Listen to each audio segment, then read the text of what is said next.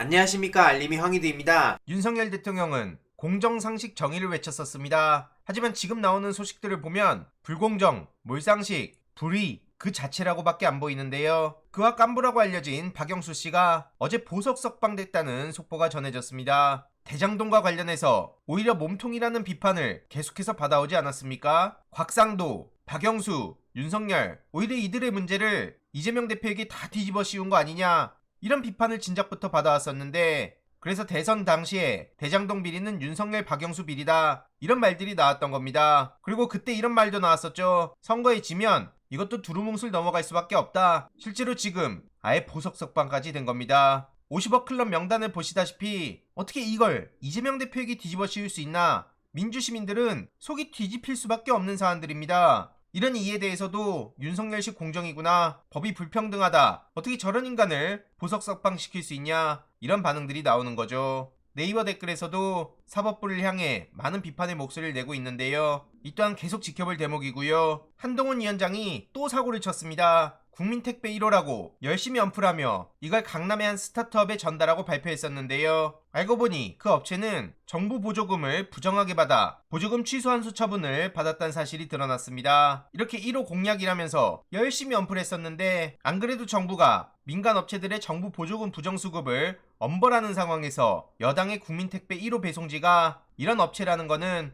당연히 논란을 키울 수밖에 없는 거죠. 내부 검증 시스템이 부실한 탓이라고 볼 수밖에 없고요. 여기서 또 한동훈 위원장의 무능함이 드러난 겁니다. 게다가 김성동 동생은 국민의힘을 탈당하고 개혁신당에 합류하기도 했는데요. 한동훈 위원장이 김경률 씨의 서울 마포율 도전을 공식화해주면서 김성동 위원장에게 정치적 사망 선고를 내리자 김성동 위원장의 동생이 반발하며 탈당을 한 겁니다. 국민의 힘이 아니라 권력의 힘이 돼주는 특정한 개인의 방어막이 되어주는 정당이다, 이렇게 비판했고요. 있을 수 없는 일을 한동훈 위원장이 했다, 이렇게 불만을 드러내기도 했습니다. 민주당 홍익표 원내대표도 한동훈 저격수로 적극 나서고 있는데요. 민생정책 타령하면서 언플하고 있지만 홍익표 원내대표가 따박따박 대응을 해주고 있는 겁니다. 정부 여당의 무능과 무책임 속에서 지금 전세사기 피해는 계속 늘어나고 있다는 거고요. 전세사기 특별법을 1월 안에 통과시켜달라고 촉구하기도 했죠.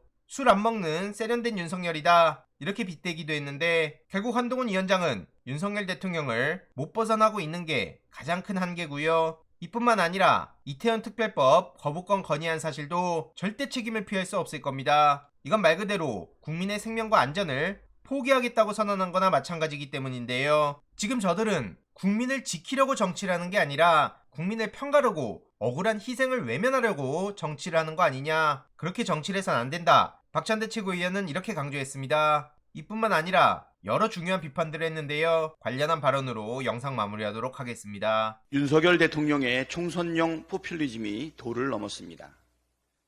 지난해 60조 원에 달하는 역대급 세수 펑크를 내놓고도 계속해서 부자 감세 정책을 남발하고 있습니다.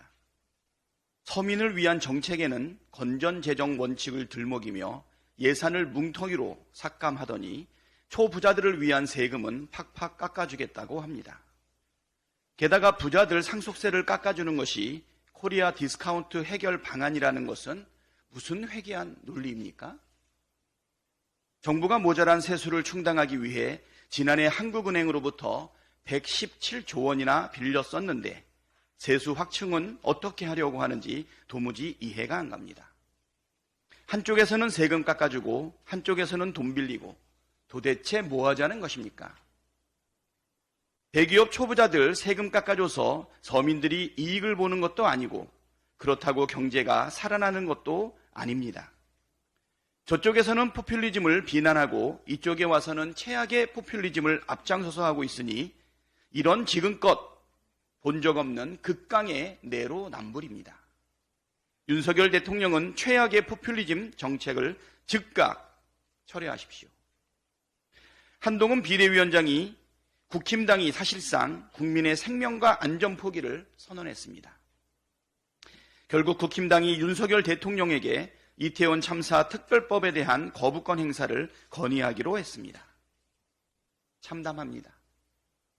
159명의 억울한 희생의 진상을 밝히고 책임자를 처벌해야 참사의 재발을 막을 수 있다는 것이 상식입니다.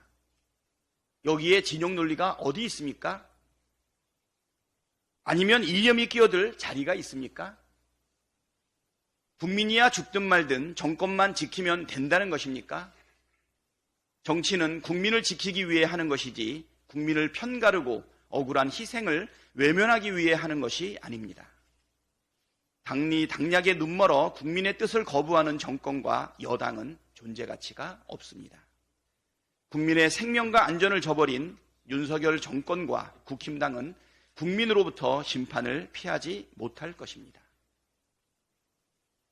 국민권익위원회입니까? 권력지킴위원회입니까? 참여연대에서 지난해 12월 18일 김건희 디올백 수수에 대해 부정청탁금지법 위반 혐의로 신고를 했지만 권익위는 여태 신고인 조사조차 하지 않았습니다.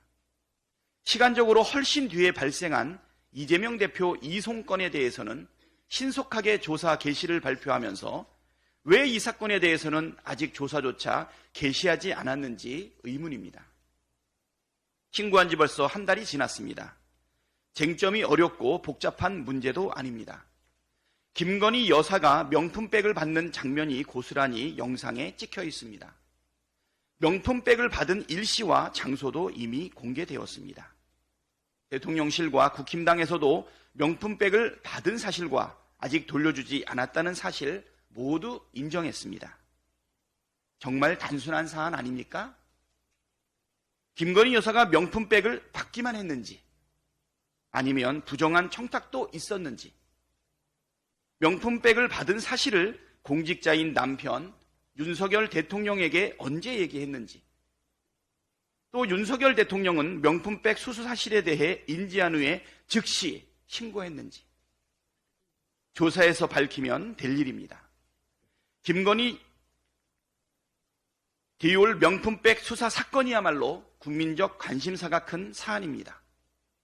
해당 사건에 대한 높은 국민적 관심과 국민의 알 권리를 고려한다면 형평성에 맞게 권익위 위원장이 직접 나서서 브리핑해야 할 일 아닙니까? 권익위는 신속하게 조사하고 조사 결과를 투명하게 공개하십시오. 권익위는 정치적 중립을 엄격히 지켜야 할 기관입니다. 유철한 권익위원장은 법대 동기인 윤석열 대통령 눈치 보지 마십시오. 권익위가 시간을 끌면 끌수록 대통령 부부에 대한 비판만 커질 것입니다. 이번 내용도 유익했다면 구독, 좋아요, 알림 설정, 멤버십 가입 정말 큰 힘이 된다는 점 말씀드리고 싶습니다. 주위에 널리 공유 부탁드립니다.